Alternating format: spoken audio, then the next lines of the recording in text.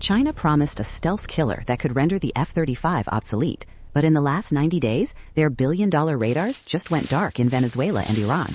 Is Beijing's military high-tech actually a paper tiger? For years, the global arms market was told a very specific story, that the era of American air dominance was over. Beijing's marketing was relentless, centered around one flagship piece of technology, the JY-27. This wasn't just a radar, it was pitched as the ultimate antidote to the trillions of dollars the US had poured into stealth technology. By using meter wave technology, China claimed the JY-27 could see the F-22 and F-35 as clearly as a bird in an open sky. Desperate to counter US influence, Nicolas Maduro's Venezuela bought 9 of these systems, convinced they had finally bought an impenetrable shield. Then came January 3, 2026. Operation Absolute Resolution was launched. In a lightning 3-hour mission to arrest Maduro, over 150 US aircraft, including the very stealth jets the JY-27 was designed to kill, penetrated the most heavily defended airspace in South America.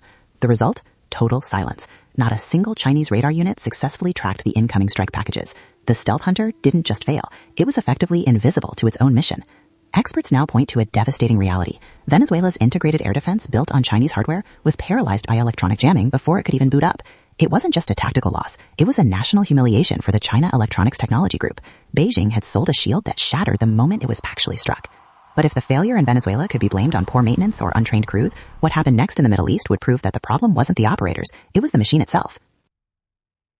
While the failure in Venezuela was a warning, what happened in Iran during late February and early March of 2026 was a total collapse. For years, Tehran had been looking to replace its aging Soviet-era defenses and the Russian S-300. In July 2025, they finally finalized an oil-for-weapons deal with Beijing to acquire the HQ-9B, the Red Flag 9. This system was touted as China's premier long-range surface-to-air missile, supposedly capable of engaging everything from precision-guided cruise missiles to F-35 stealth fighters. Iran immediately deployed these units around their most sensitive strategic assets, the capital of Tehran and the nuclear enrichment facilities at Natanz and Fordo. Then came Operation Epic Fury. On February 28, 2026, a coordinated wave of US and Israeli airstrikes hit over 20 Iranian provinces. The very first reports to emerge were staggering. Despite the HQ-9B's supposedly advanced multi-target tracking, it failed to record a single successful intercept. The Israeli Air Force reportedly used Rafael's rock missiles and stealth platforms to strike the heart of Tehran, resulting in the death of Supreme Leader Ayatollah Ali Khamenei and 49 high-ranking military officials. The impenetrable Chinese shield was essentially blind. At Natanz, where the HQ-9B was supposed to provide a 300-kilometer exclusion zone, Israeli jets and US Tomahawk missiles struck with surgical precision. Russian military commentators have even claimed that 3 entire HQ-9B batteries were destroyed in the very first hours of the conflict. The systems didn't just fail to protect their targets, they couldn't even protect themselves. This wasn't just a numbers game, this was a total technological mismatch. The Western coalition utilized a combination of drone swarms and advanced electronic warfare that effectively muted the Chinese radars. The HQ-9B, which looked so formidable during Beijing's military parades, was reduced to expensive scrap metal in the face of modern jamming and stealth. But Iran wasn't the first place these systems struggled. To understand why China's crown jewel failed so miserably in the desert, we have to look back at the fiasco that took place just a few months earlier during a border conflict in South Asia. If the failures in Venezuela and Iran were isolated incidents, China might have been able to dismiss them as operator error. But the real data, the kind that makes global defense ministers nervous, came from the May 2025 conflict between India and Pakistan, known as Operation Sindoor. Pakistan has spent billions becoming the primary showroom for Chinese military hardware. They don't just buy the missiles, they've integrated the entire Chinese kill chain, from the J-10C fighters to the YLC-8E anti-stealth radars and the HQ-9B long-range batteries. This was supposed to be the most sophisticated layered defense in the region. But when the Indian Air Force launched its tri-service response on May 7th, the showroom fell apart. During 4 days of high-intensity air combat, the HQ-9B, often paraded as an S-400 killer, was reportedly rendered blind, deaf, and mute. Indian BrahMos supersonic missiles and Scalp stealth cruise missiles were able to bypass the Chinese radar net with alarming ease. At the Chunian Air Base, the YLC-8E anti-stealth radar, the very tech China claims can track the F-35, failed to detect incoming low observable munitions until it was already too late. The most damning report came from the front lines. For 96 hours, Pakistani airspace was effectively open. Indian pilots, utilizing advanced electronic warfare and terrain-hugging flight paths, were able to strike deep into Pakistani territory, hitting 10 air bases in a single morning. The HQ-9B missiles, despite their Mach 4.2 speed and active radar seekers, reportedly failed to intercept a single high-value target. While some regional outlets tried to spin the outcome, the global defense community saw the truth. Operation Sindoor was the first time high-end Chinese systems went head-to-head with a modern Western-aligned electronic warfare suite. The result? China's best tech was soundly defeated.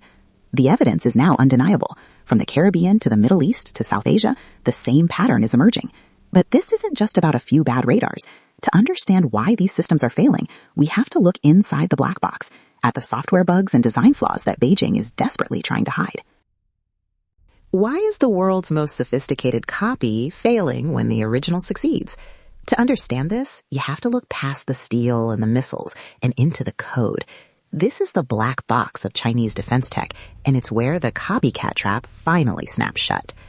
For decades, China's defense industry relied on a strategy of rapid assimilation.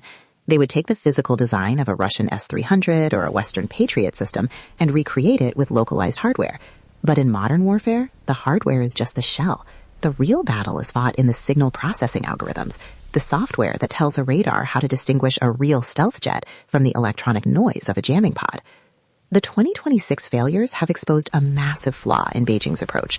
Because China has not fought a major air war in decades, their software is built on clean laboratory data, not the messy, chaotic reality of active electronic warfare.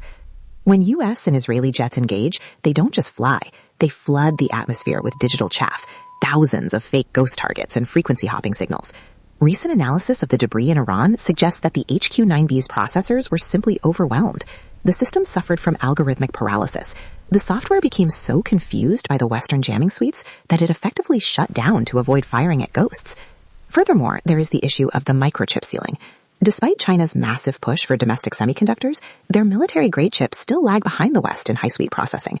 When an F-35 uses its AN/SQ-239 system to jam a Chinese radar, it's essentially a high-speed math competition. If your processor is even a millisecond slower than the enemy's jammer, your radar loses the lock. In Venezuela and Pakistan, we didn't see missiles missing their targets. We saw radars that couldn't even find them. Beijing has built a massive body, but they haven't yet mastered the brain. They have the missiles, they have the range, but they lack the combat-proven software to survive a digital battlefield. But this isn't just a technical problem for the engineers in Beijing. This is a geopolitical earthquake. If these systems are paper tigers in the hands of Iran and Venezuela, it changes the entire calculation. The failures we've seen in 2026 aren't just a blow to China's export ledger. They are a direct threat to the Chinese Communist Party's domestic strategy. For years, the Great Wall of Sand in the South China Sea and the air defense batteries lining the Fujian Coast were presented as an impenetrable barrier. The message to the West was clear: do not intervene because you cannot survive our air defense net. But after the events in Venezuela and Iran, that deterrent is crumbling.